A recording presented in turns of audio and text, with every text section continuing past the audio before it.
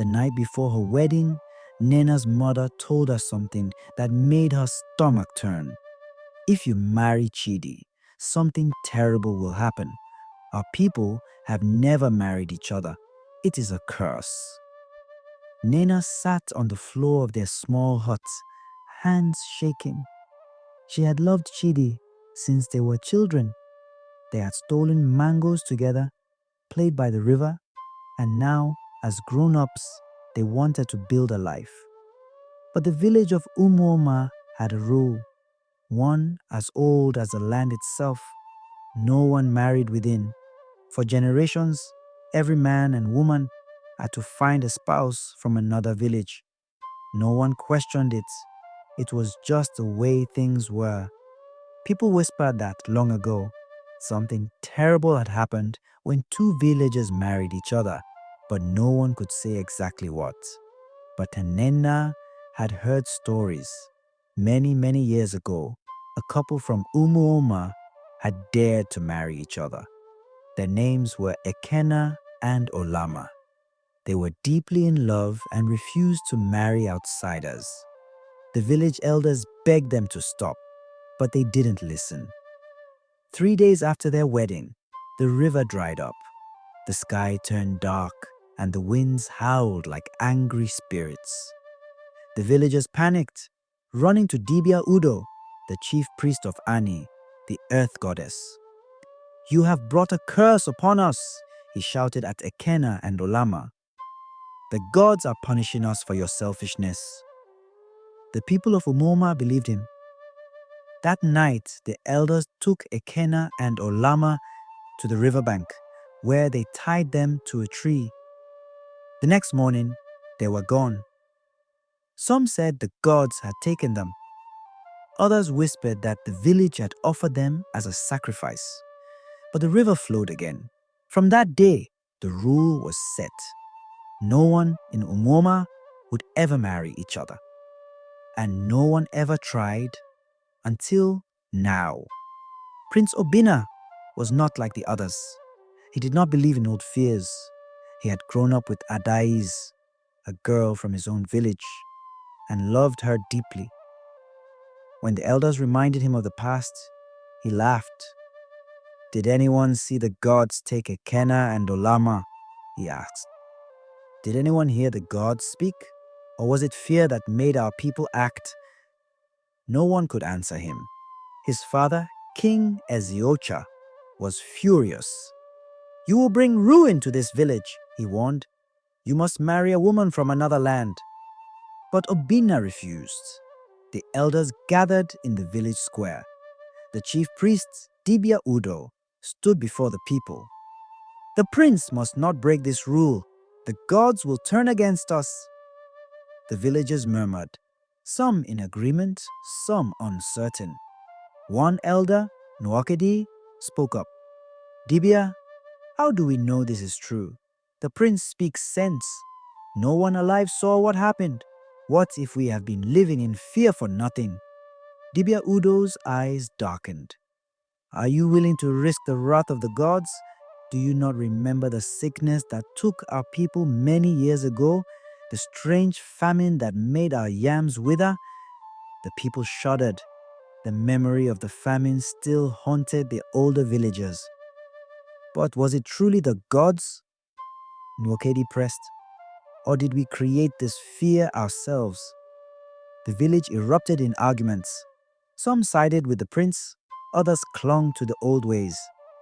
The chief priest slammed his staff into the ground. "If the prince marries Adaeze, I will leave this village. I will not stand by and watch our people suffer." King Ezioka stood from his throne, his voice loud and sharp. "If Obinna disobeys me, he is no longer my son. He will no longer be prince." The people gasped. Obinna's mother, Queen Nneka, held her breath.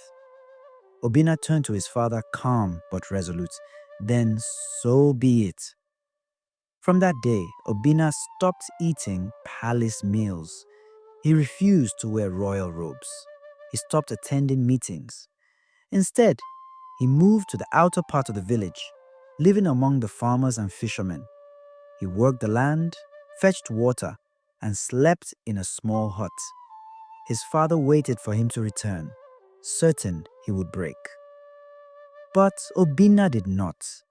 His love for Adaeze was stronger than his title. The people watched in wonder. Some whispered that the prince had lost his mind. Others admired his courage. And slowly, some began to ask themselves if a prince could reject his crown for love, was the rule truly worth keeping? Despite the threats, despite the warnings, Obinna and Adaeze prepared for their wedding. The village was tense. Would the gods strike them down? Would the sky darken as it did in the past? On the day of the wedding, the village held its breath. The sky was heavy, as if it carried the weight of the gods' anger. And then, nothing happened. No storm, no sickness, no punishment.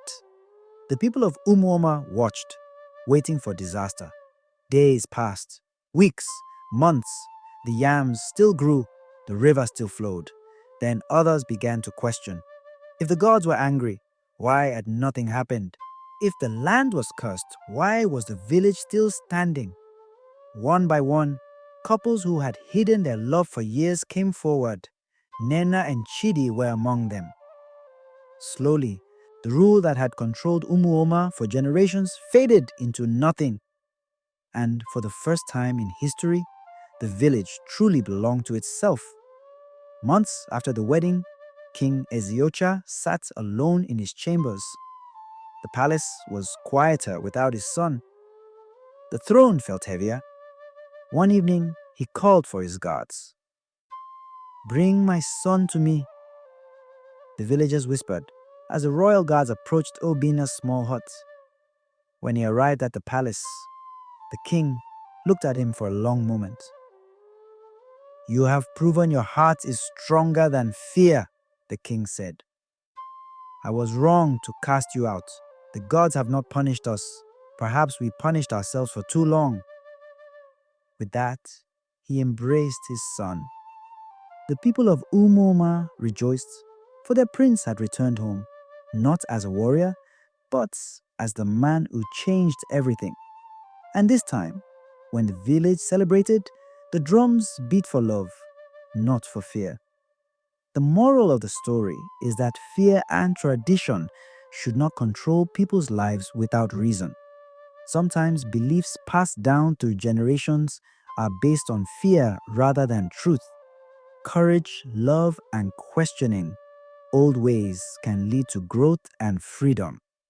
Obinna and Adaeze's love proved that people should not be bound by myths but should seek the truth for themselves. Change is difficult, but when one person stands up against blind tradition, it can inspire an entire community to move forward. We have come to the end of this story, guys. Please comment in the comment section what you've learned so far in this story. And if you are coming across my channel for the first time, please join us as we keep these timeless stories alive. Don't forget to subscribe and turn on your notifications bell so you never miss a new tale. Like, comment, and share this video. Thanks.